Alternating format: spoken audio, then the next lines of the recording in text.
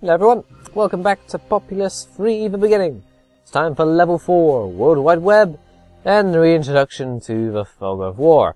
It's in quite a few of the expansion levels. We'll see that soon enough. The gimmick for this level is the fact that there are 3 totem poles scattered throughout the land, as we face up against the Dakini, again, and the Chimera. So, yeah, we've got ourselves some nice variation of them like that. Each of those totem poles will correspond to a different follower class.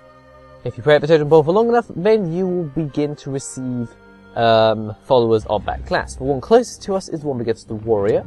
The one closest on the left gives the fire warrior, and the one closest on the right gives us the preacher. So, honestly, best to just send as many forces as you can to begin with to the totem pole for the warrior. The Dakini will do the same, but they'll only do with 6. So if you can send more than 6, then you'll have enough power and also to do overtake them and take that totem pole for your own. Because that is how you are going to get any of your follower classes, due to the fact we don't have any training huts. And also we can't get any spies. Oh no, what a shame. So the only thing to really build in this level is huts, and it's fine, whatever. But, the Chimera and the Dakini will fight over the various totem poles that they have. The one to go for really is Preacher. Fire Warrior is a bit of a non-issue. You best have Warrior and Preacher if you have your options available to you, but it's not really that big a deal. So the Chimera are going to try and get for Fire Warrior and Preacher, and the Dakini are going to probably go for Warrior and Preacher. And they'll try and get themselves towards Fire Warrior as well. They'll cast a few land bridges in order to bridge the gap a bit easier, but it's fairly inconsequential. The various webbed way that the level is done does make things fairly interesting to navigate across, all things considered. So best to get some land bridge spells immediately, because we want to go for that Preacher totem pole, because of course when you have Preachers you can take over pretty much any other class. No matter how many warriors you get, you will never be able to take over a Preacher. And same for kind of applies to Fire Warriors, but not exactly. But I'm going to be building 5 huts, and that's really about it. I don't really see the need to make any more. There's no real point. And I'm just going to keep on making some warriors. It does take a little while in order to pray out, so it's not too bad. Regardless,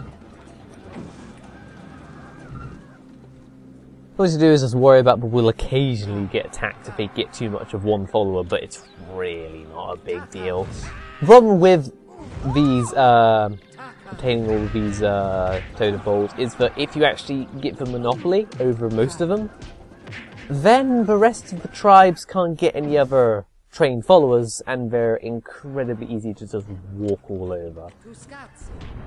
Now, I'm going to cast a few land bridges myself in order to get myself on a fast track towards the Preacher totem pole. And you can do that fairly easily with a nice direct line by just 2 land bridge spells. It's really not a big deal.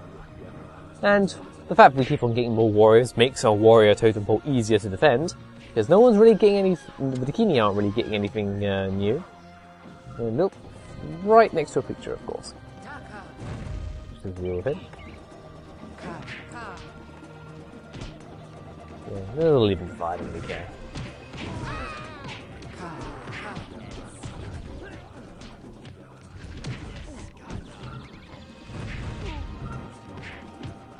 Because of the way that the trees are kind of obstructing, I can't really see exactly what I'm doing or where I'm going, what I'm trying to do. But something interesting that happens is that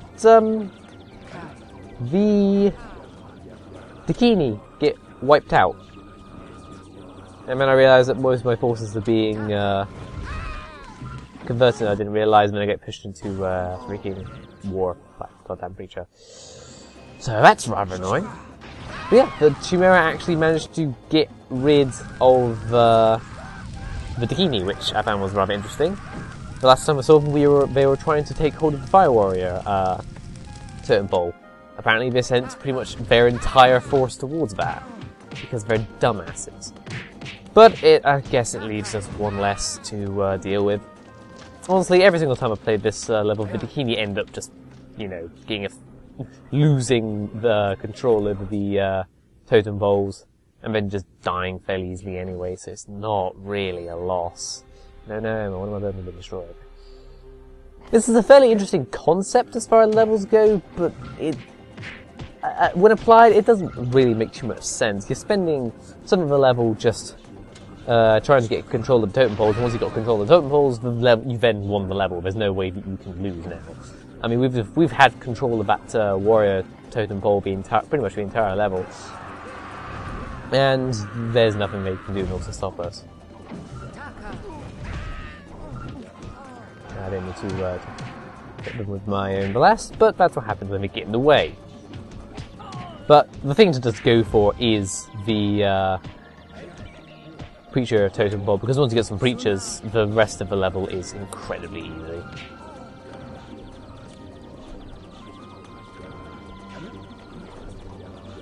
So now we know what, we just need to defend our spot from nearby invaders, and the Chimera settlement got themselves fairly big. As far as your settlement goes, you don't really need to care, honestly. It's not really much to do, it's just build a few huts if you really feel like it and fill them up. Doesn't make too much of a difference. After getting a few Preachers under our belt, we're able to take him down a bit. Get a visit from the Chimera Shaman. Goodbye, Chimera Shaman. Or, yeah, go home, Chimera Shaman. Just shoot back a little bit. It's fine.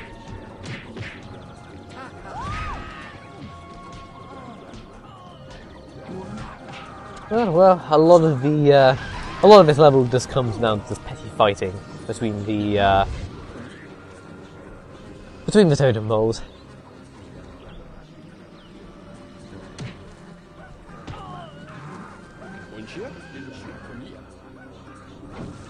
But once we get Preachers, it's quite a bit easier not to defend up against the totem pole. So we're just converting them mostly. It's pretty easy.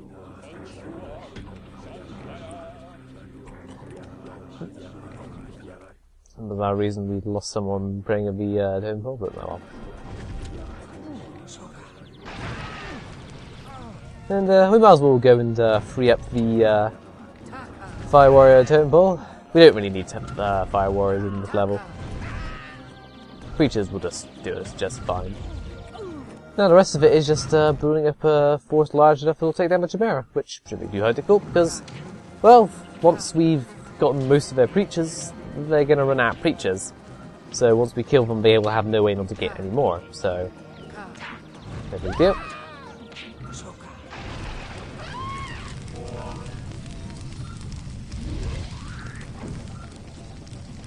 So we're easily able to just waltz into their settlement and just convert most of their forces because they don't have any way to really stop us.